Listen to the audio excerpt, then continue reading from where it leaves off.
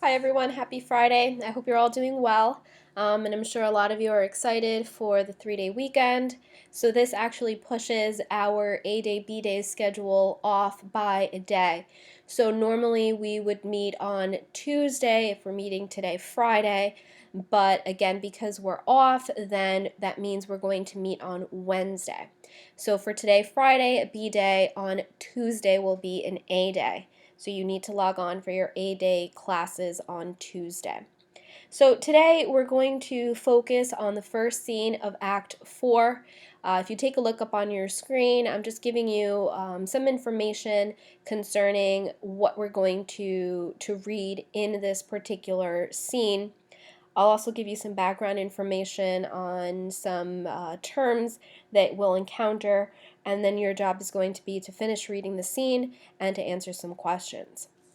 So again, taking a look at your screen, in this scene, Macbeth is going to return to the witch's cave for more predictions about his future, and they're going to be using this term apparition. 3 apparitions are actually going to be brought to Macbeth.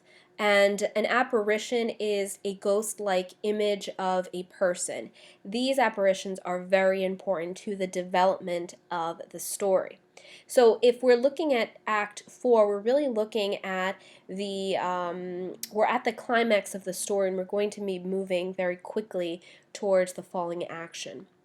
Each apparition that Macbeth is going to see is going to bring him a message. However, this time the witches are going to act a little differently than they did in the beginning, and you'll see as we progress throughout the scene.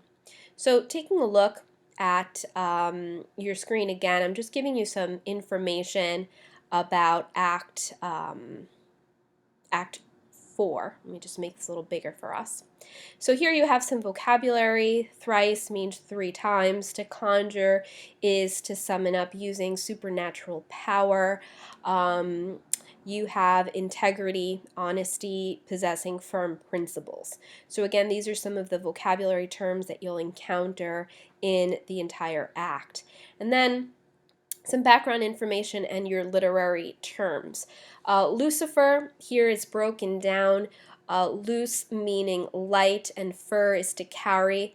Lucifer is the leader of the rebellion of angels. Like we've seen throughout our readings in the year, there's a lot of biblical references, both from the Old and the New Testament. So Lucifer is found in the Old Testament, and he was a beautiful angel in the kingdom of God that became very obsessed with having his own power and having people worship him. So he was the leader of these angels that would worship God, and one day he just decided that he wanted to also be worshipped, and so he rebelled against the kingdom of God, and some of the other angels went with him. So this is the background information here. Macbeth is going to, in the story Macbeth, they're going to make reference to Lucifer, and he is referred to as the brightest in Macbeth. Okay, so the one having the most or carrying the most light out of this rebellious group of angels. And then the literary term that you have here is motif. We've talked about this plenty of times throughout the year. A motif is a recurring object, concept, or structure in a piece of literature. So some motifs that we've seen, in other words, some images that we've seen continuously come up throughout the story, is the idea of blood, visions. Here again, we're going to be talking about those apparitions, the clothing metaphor, which we'll get into in this particular act and moving towards the end, and things like that. So you need to have this information in order to better understand the beginning of Act 4. So if you have your script, you can take a look at that with me. Okay, here we go. So we're on page 43 of your script. Again, the last scene that we read together was scene 6 of Act 3. Now we're in the beginning of Act 4, scene 1. And here we have a cavern, a cave. In the middle, there's a boiling cauldron. There's thunder, which again, keeping in mind what we learned in Act 3, whenever there is thunder, there's going to be a particular character that comes in, and that should be Hecate. So Thunder and the three witches are there. So please follow along. I'm only going to go into half of the scene, and then you'll finish this off on your own.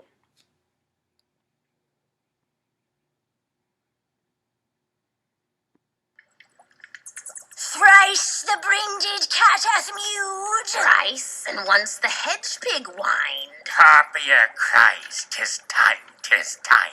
Round about the cauldron go, in the poisoned entrails throw.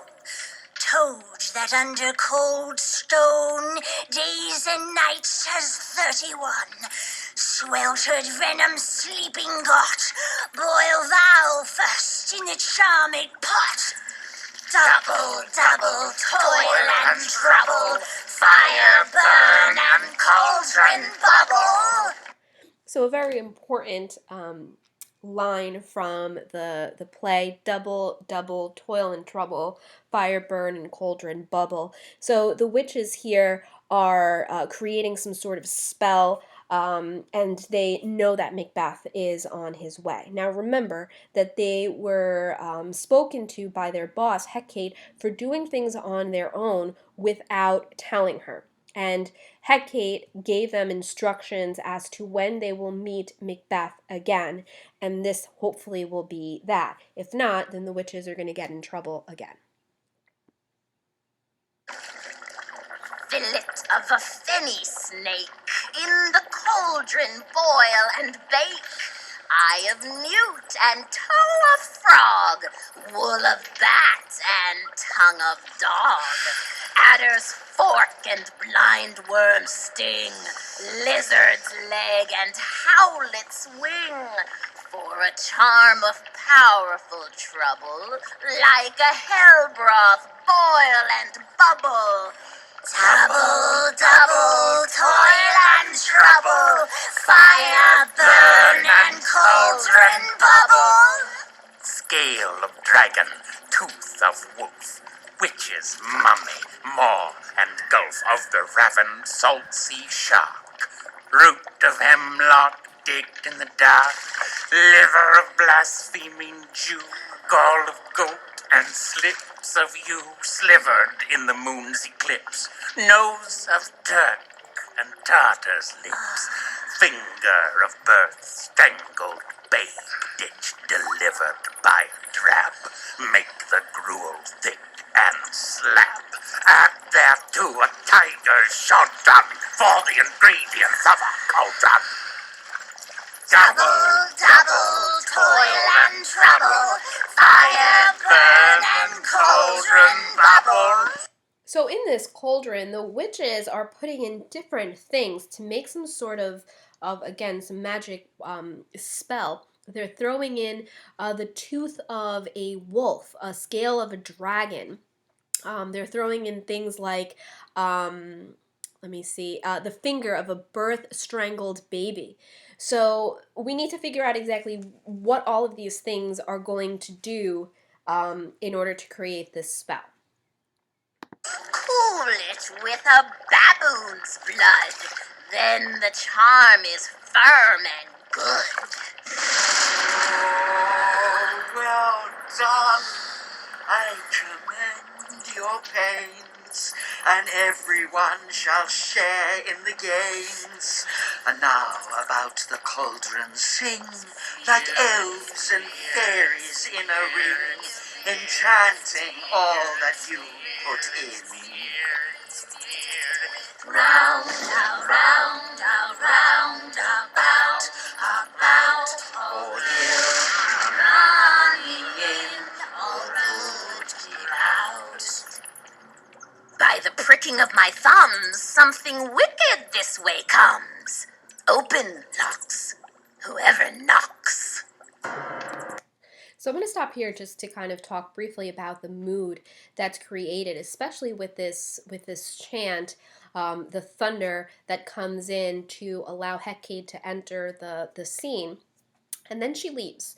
Notice that she leaves after the witches have finished their chant, and the second witch is the one who says someone is about to enter.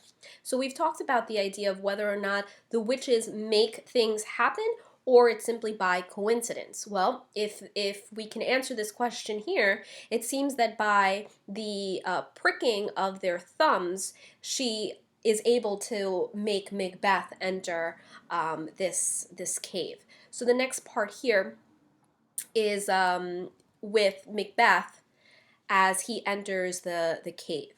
So what I would like you to do at this point is to read this carefully. I'm going to give you the audio as well so you can finish listening to it if you so wish. And I want us to note the apparitions, these images that the witches are going to give Macbeth and what their significance is. We're going to recap this and pick up with scene 2 on Wednesday, which is our next class meeting.